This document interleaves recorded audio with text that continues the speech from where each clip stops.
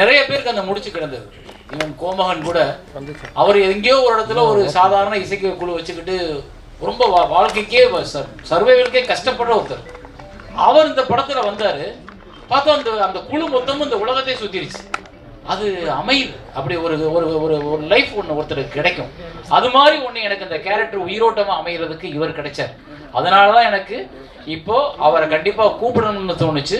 சேலத்துலேருந்து இதுக்காக வந்திருக்காரு. ரொம்ப மகிழ்ச்சி நீங்கள் வந்தது. நன்றி. அனைவருக்கும் வணக்கம். மேடையும் எனக்கு புதுசு தான். அன்னைக்கு நான் ப்ளஸ் ஒன் படிச்சுட்டு இருந்தேன்.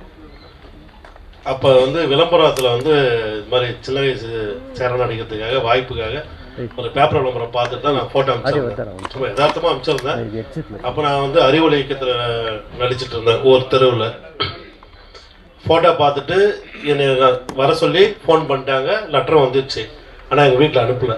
பயந்துட்டாங்க எல்லாருமே. அப்போ சாரே ஃபோன் பண்ணி எங்கள் வீட்டுக்கு ஃபோன் பண்ணி பேசினார்.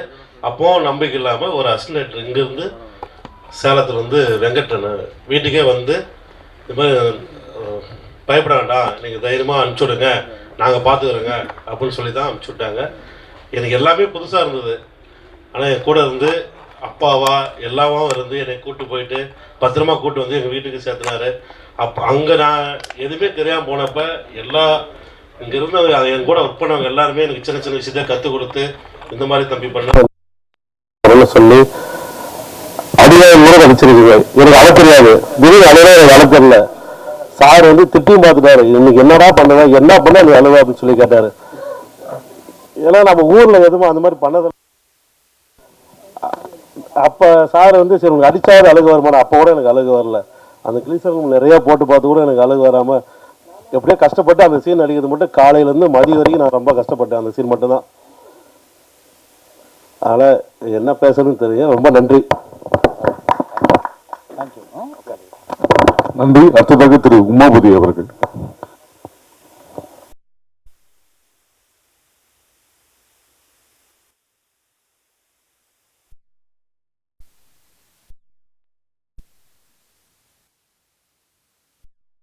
ரைட். அதே அந்த ஆட்டோகிராஃபில் என்னோட 4 பேர் ரூம்மேட்டாக இருக்கிறபோது சென்னையில் யாரை ஒருத்தரை போடலாம் அப்படின்றப்போ வேலுமுருகன் ஒன்று போட்டாச்சு, கணேஷ் பாபு ஒன்று போட்டாச்சு. அடுத்து யார் போடலாம் அப்படின்றப்போ என் கூடவே இருந்தார். இவருக்கு நடிக்கிறதுல கொஞ்சம் ஆர்வம் நிறையா. என் கூட சிவாஜியை இமிடேட் பண்ணி சண்டை போட்டே இருப்பேன். ஆமாடா சத்தம் போட்டே இருப்பேன். சிவாஜி மேலே இவருக்கு கோவம் வரும் ரொம்ப. அப்படி நடிக்க வச்சோம் அந்த படத்தில். அப்போ தர்மாயத்தை நடித்தார். அதுக்கப்புறம் 2-3 படங்கள் நிறைய நடித்தார். ஆனால் ரொம்ப சின்சியரான தம்பி. கருத்துக்களை தர்க்க ரீதியாக சரியாக எடுத்து வைக்கக்கூடிய, டைரக்டர்னு மரியாதையெல்லாம் பார்க்காம சண்டை போடக்கூடிய ஒரு ஆள். எங்கிட்ட இருக்க எல்லா டீமுமே அப்படி தான். இவர் மட்டும் இல்லை, அது போக போக தெரியும் உங்களுக்கு. அதனால தான் எல்லா படங்களும் நல்லா வந்தது. அதுதான் நான் சொல்லுவேன். எனக்கு என்னோட பலம் எப்போவுமே என்னோட உதவியாளர்கள்ட்ட நாங்கள் வச்சுக்கிற அந்த பரிமாற்றம் தான். ஸோ இவர் இப்போ இதை பற்றி பேசுவார். அந்த பிரெட் சாப்பிட்ட சீனை. எல்லாருக்கும் வணக்கம். கேட்குதுங்களா? இந்த படத்தில் டிஸ்கஷன் டைமில் ஒவ்வொருத்தரும் ஒரு சீன் சொல்லுவாங்க. அவங்க வாழ்க்கையில் பார்த்த நபர்கள், அவங்களோட சந்தித்த அனுபவம் அது இதுன்னு சொல்லும்போது நானும் ஒன்று சொல்லுவேன். அப்படியே சொல்லும்போது டைரக்டரை வாட்ச் பண்ணிட்டுருப்பார் போல இருக்கு. சரி இவனை ஏதாவது நடிக்க வைக்கலாம் அப்படின்னு சொல்லிட்டு இவன் கொஞ்சம் ஓவராக பண்ணுறானான்ட்டு. வேற ஒருத்தர் தான் நடிக்கிறதுக்கு தேர்வு செஞ்சுருந்தாங்க. அவர் சன் டிவியில் ஒர்க் பண்ணிட்டு இருந்தார். அவர் கடைசியில் ஒவ்வொரு தடவை அவருக்காக வெயிட் பண்ணி அவர் வரவே இல்லை. கடைசி வரைக்குமே வரல. அப்புறம் திடீர்னு நான் நடிக்கிறேன்னு கூட எனக்கு தெரியாது. அந்த படத்தில் நான் நடிக்கிறேன்ட்டு டைரக்டர் ஏதோ ஒரு வேலையை கூப்பிட்டாரு. உன்னை டைரக்டர் கூப்பிட்டாருப்பான் ஓடியானேன். அப்போ தான் பார்க்குறாரு என்னை நீ போய் அந்த சட்டையை போட்டணுன்ட்டு காஸ்டியூமர் கூப்பிட்டு சட்டையை கொடுத்தாங்க, போட்டு வந்தேன். எனக்கு தெரியாது எதுக்குன்னு சட்டை கொடுக்குறாங்கன்ட்டுலாம். நான் பண்ண முடியும், எதுக்கு இப்போ சட்டை மாத்துறேன்னு. நீ போய் காட்டு. டாக்டர்கிட்ட காட்டுறேன், சட்டையை போட்டுக்கிட்டேன். சார் இந்த சட்டையை போட்டேன் சார். நான் அங்கே உட்காருங்க சார். உட்காரா? ஐயோ இன்னும் அது இங்கே உட்காந்துறேன். துவாரநாத் என்னோட ஃப்ரெண்டு, அவன் கேமரா வேணேன். தள்ளி உட்காருங்க. அங்கே கிட்ட போனீங்கன்னா தள்ளி உட்காரத்துக்கு ஒரு 6 நாள் ஆகிடும். தள்ளி உட்காரு, அங்கே உட்காரு, இங்கே உட்காரு, மேலே ஏறி கீழே இறங்க, அங்கே இறங்கி இங்கே இறங்கி, இதே படம் லேட் ஆகும். அப்போ நான் ஒரு மாதிரி உட்காந்து அட்ஜஸ்ட் பண்ணி, அது வேறு அந்த மதில் இப்படி ஒரு மதில், எவனும் உட்காரக்கூடாதுன்ற மதில். அதில் நான் வேறு அப்படியே சரி ஒரு மாதிரி உக்காண்டேன். அதில் பிரெட்டில் ஊறுகாய் தொட்டு சாப்பிடுவாங்க. எனக்கு அன்றைக்கி தான் தெரியுமே. இப்போ ப்ரெட்டு வாங்கிட்டு ஏதோ வெண்ணெய் தொட்டு சாப்பிடுவாங்க, இல்லைன்னா ப்ரெட்டு தனியாக சாப்பிடுவாங்க. இது என்னடா ப்ரெட்டில் வந்து ஊறுகாய் தொட்டு. இதில் வேற நான் வந்து காலையிலேருந்து சாப்பிடாம இருக்கணும்ன்ட்டு சரின்ட்டேன். அப்போ தான் உனக்கு அந்த ஃபீல் வரும்ன்ற மாரி சாப்பிடுவாங்க. சரி சாப்பிடல சார். சரி ஓகே உட்காரு. ப்ரெட்டு சாப்பிடு, ரொம்ப பசியாக இருக்கிறோம் சாப்பிட்ற மாதிரி சாப்பிடுங்க.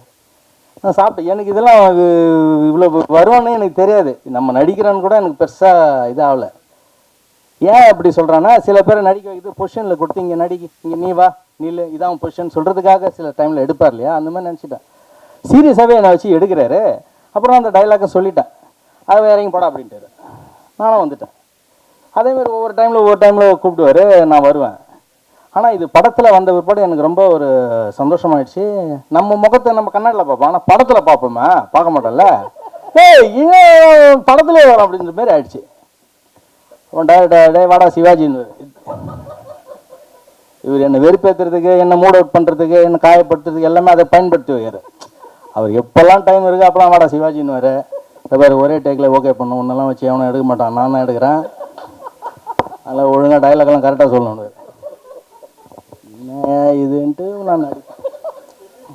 அது மாதிரி தான் டிஸ்கஷன் டைமில் ரொம்ப சுதந்திரம் கொடுப்பாரு. நான் வந்து ரொம்ப ஆப்போசிட்டாக பேசும்போது கூட அதை கேட்டுக்குவார்.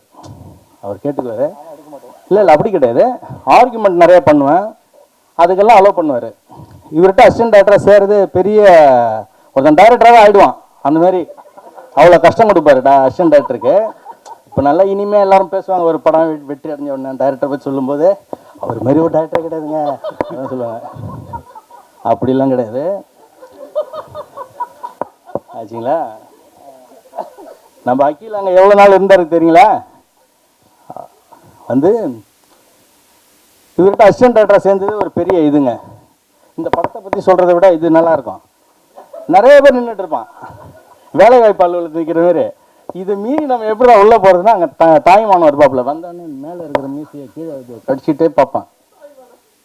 அப்படி பார்த்துட்டு யாருக்குமே வேலை கொடுக்கான்ற மாதிரி முடிவில் உள்ளே போயிடுவான். அப்போ நான் இவர்கிட்ட சேர்றதுக்கு என்னுடைய நண்பர் கிருஷ்ணா டாவின்சி குமுதத்தில் இருந்தார். அவர் தான் ஒரு லெட்டர் கொடுத்தாரு, நீ போய் சேரணும் பாரு அப்படி.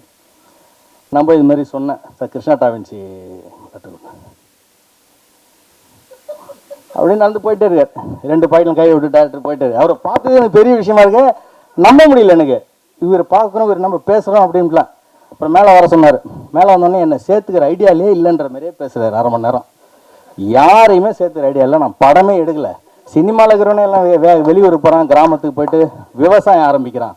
நானும் அப்படி தான் பண்ண போகிறேன். என்னடா இவர் விவசாயம் ஆரம்பிக்க போகிறாரா, என்ன சொல்கிறாரு இவருன்ற மாதிரி எனக்கு ரொம்ப ஆச்சரியமாச்சு. விரும்பி நம்ம வந்துருக்கு கடைசியில் நம்ம சரி விட்டு ட்ரை பண்ணுறது வேஸ்ட்டு போல் இருக்காது. அப்புறம் அவன் சீரியஸாக இருக்கிறானான்னு பார்த்து வெயிட் பண்ண வைப்பார். காலைல வந்தோன்னா நைட் வரைக்கும் அங்கேயே தான் உட்காந்துருந்தேன். அவர் வந்து ஒரு ஆளை விட்டு அனுப்புவார். அவன் எந்த சேரில் உட்காந்துருக்கான் அதே சேரில் தான் உட்காந்துருக்கான் சார். சின்சியராக தான் இருக்கிறான் அவன். கீழே இறங்கி வருவார். மோதி சார் நம்ம பேரெல்லாம் சொல்கிறாரு, பரவாயில்ல ஒரு 2 நிமிஷம் வந்துடுறேன்ட்டு போவார். சாயங்காலம் தான் வருவார். அது வரைக்கும் நான் அதே சேரில் தான் உட்காந்துருக்கணும். இது மாதிரியான பல டார்ச்சர்லாம் இருந்துச்சாங்க. அப்புறம் வந்து நான் உங்களை வந்து ஒரு நண்பர் வந்து லெட்டர் கொடுத்தாருலாம் உங்களை வெஸ்டன்ட்டு வேலைக்கு வச்சுக்க முடியாது. ஏன்னா ஒரு எம்எல்ஏ ஒரு எம்பி எல்லாருமே ஒரு லெட்டர் கொடுத்து அனுப்பிட்டே தான் இருக்கிறாங்க. எல்லாருமே வேலைக்கு வச்சுட்டு 100 பேர் இருப்பான் அந்த ஆஃபீஸில். 100 பேர் வேலை வச்சு சினிமாவில் என்ன வேலை செய்ய முடியும்? உங்களுக்கு என்ன தெரியுமோ அதை வச்சு தான் நான் வேலையை கொடுக்க முடியும். அப்பாட ஆயிடுச்சு. சரி நீங்கள் எதாவது எழுதுங்க அப்படின்னாரு. அப்போ நான் ஒரு கதை ஒன்று எழுதி கொண்டு போய் கொடுத்தேன். அப்போ கதை எழுதி கொடுத்தோன்னே அந்த கதை பிடிச்சிருச்சு சாருக்கு. அவங்க பிடிச்சிருச்சு. படித்து முடிச்சுட்டு கீழே வந்தார். சாப்பிட்டீங்களா? நான் சாப்பிடல சார்ண்ணே. அதே சேரில் உட்காந்துக்கிறேன்னு செக் பண்ணிட்டாரு. சாப்பிடுங்கண்ணா நான் போய் சாப்பிட்டேன். அவர் கூட தான் சாப்பிட்டேன். அவர் கூட சாப்பிட்டோன்னே தெரிஞ்சிச்சு, சரி நீங்கள் சேர்ந்துட்டோம் போல இருக்குது சார்கிட்ட, சூப்பர் தான் அப்படின்னு நினச்சினேன். உங்களை வந்து இன்னொரு டெஸ்ட் இருக்குது. என்ன சார் இன்னொரு டெஸ்ட்டா? ஒரு கதை சொல்ல முடியுமா உங்களுக்கு? கதை சொல்கிறேன் சார், சொல்லுங்கன்னாரு. அப்போ நான் ஒரு கதை சொன்னேன். அலெக்சை தஸ்டோ எழுதின ருஷ்ய இயல்புன்னு ஒரு கதை. அந்த கதையை சொன்ன உடனே டாக்டர் ரொம்ப டிஸ்டர்ப் ஆகிட்டார். அப்படி அவர் கொஞ்ச நேரம் பேசலை. கதை முடிஞ்சோடனே அவரும் பேசலை, நானும் பேசலை. என்னடா இது நம்மளை சேர்த்துக்க மாட்டா தெரியல, இது வேறு 2 இவ்வளோ நேரம் கேப் விட்றாருன்ற மாதிரிச்சு. அப்புறம் ஒரு வழியாக சேர்த்துக்கிட்டார். சரி உமாபதி நீங்கள் உள்ளே போங்க அப்படின்னு. எனக்கு முத கை கொடுத்து வா நண்பா அப்படின்னு சொன்னது பாண்டியன் தான். அவனை நான் பார்க்கும்போது கீழே போய் சைக்கிளை நிறுத்திட்டு பார்ப்பேன். பார்த்தா அங்கே ஒரு சின்ன ஒரு முற்ற மாதிரி இருக்குது, அந்த ஒரு சின்ன ஒரு இது பால்கனி, அதில் நின்று இருப்பாப்புல. டாக்டர் உள்ளே தான் இருவாங்கன்னு தாய்மூனை கீழே முறைப்போம். என்னடா இதுன்ட்டு நான் பாண்டியன் அன்னைக்கு அண்ணான்னு பார்த்தேன். இன்றைக்கும் நான் அண்ணாந்து பார்க்குற மாதிரி தான் இருக்கிறான். டைரக்டரோட நிறைய வாக்குவாதம், சண்டை, சச்சரவு, நடுவில் அவர்கிட்ட சண்டை போடலாம் வெளியே வந்துடுவோம். அவர்கிட்ட சண்டை போடாமல் யாரும் இருக்க முடியாது, அதுதான் உண்மை. அவரும் யார்ட்டையும் சண்டை போடாமல் இருக்க மாட்டார். ஆனால் அதெல்லாம் அந்த நேரத்தில் மறந்துட்டு மற்றபடி எல்லாரும் சகஜமாக இருப்பார், ரொம்ப அன்பாக இருப்பார். நம்ம நம்பிக்கிட்டே இருக்கணும். நம்பிக்கை தானே வாழ்க்கை. நான் முக்கியமாக டைரக்டர்கிட்ட ரொம்ப வியக்கிறது, ரொம்ப ஆச்சரியப்படுறது என்னன்னு பார்த்தீங்கன்னா, அவரோட office Sivasailam street number 9A Sivasailam ஸ்ட்ரீட்லேருந்து இந்த பாலம் ஏறி இறங்கி ஒரு 1/2 கிலோமீட்டர் போய் ரைட்டு திரும்பினாலே கங்கா நகரில் அவரோட வீடு. அதுக்கே 45 நாள் போக மாட்டார். அங்கேயே பெட்டி படுகை எல்லாமே அங்கே வச்சுட்டு எழுதிட்டே இருப்பார். ராத்திரி பகல் எழுதிட்டே இருப்பார். அந்த ரூம்ல இருப்பார். ரொம்ப ஆச்சரியமாக இருக்குது. நினச்சே போயிடலாம், வீடு பக்கத்தில் தான். ஆனால் இவரை பார்க்குறது அவங்க வீட்டிலேருந்து எல்லாரும் இங்கே வந்துட்டு போவாங்க. இவரை பார்க்குறது எல்லாரும் இங்கே வந்துட்டு போவாங்க. இவர் வீட்டுக்கு போக மாட்டார். என்னென்னா அது எழுதி முடிக்கிற வரைக்கும் அப்படியே ஒரு மாதிரி இருப்பார். ரொம்ப ஆச்சரியமாக இருக்கும். நம்ம ஒரு டைரக்டர் ஆகணும்னா, நம்ம எழுதணும்னா இவ்வளோ கஷ்டப்படணுமான்ற மாதிரி பண்ணி விட்டுருவார். அதாவது ஒருத்தன் ஈஸியாக செஞ்சான்னா நம்ம கூட செஞ்சிடலாம்ப்பான்னு ஒரு நம்பிக்கை வரும்ல, அதை காலி பண்ணிவிடுவாப்புல. சினிமாவில் நடிக்கும்போது இப்படி கிடையாது. நான் எதிர்பார்க்குறது வேறன்ட்டு சொல்லி அவனுக்கு நம்ம ஊருக்கு போயிடலாம் போலதுன்ற மாதிரி அந்த நம்பிக்கை காலி பண்ணுவார். எல்லாமே பண்ணுவார். அதை நடித்து முடித்தவொடனே வெற்றிகரமாக ஆனவுடனே நம்ம என்ன பண்ணோம், ஓகே நம்ம வந்துட்டோம்பா தேறிட்டோன்னும் போது பெரிய சந்தோஷம் இருக்கும்.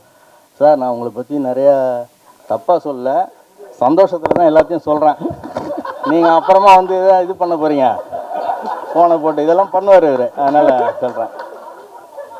எனக்கு இந்த படத்தின் மூலமாக நண்பன் பாண்டியன் கிடைச்சான், ராமகிருஷ்ணன் கிடைச்சாரு, சிம்பு கிடைச்சாரு, ஜெகதீசன் அருமை மச்சான், ஜெகதீசன் அன்பு மச்சான், ஜெகன் எல்லாரும் கிடைச்சாங்க. எல்லாரோடும் நான் சேர்ந்து பணியாற்றுவதற்கும் அவங்களோடலாம் சேர்ந்து சண்டை சச்சரவுகள், வாக்குவாதம், அது இதுன்னு எல்லாம் உருண்டு புரண்டு இப்போ வாழ்க்கையில் எல்லாரும் நமக்கு தெரிஞ்சவங்களாக இருக்கிறாங்க, நண்பர்களாக இருக்கிறாங்க. அப்படின்னா அதுக்கு ஒரு பிளாட்ஃபார்ம் ஏற்படுத்தி கொடுத்தது எங்கள் டைரக்டர் தான். அவருக்கு நான் ரொம்ப நன்றி சொல்கிறேன். ரொம்ப சந்தோஷம், ரொம்ப நன்றி சார்.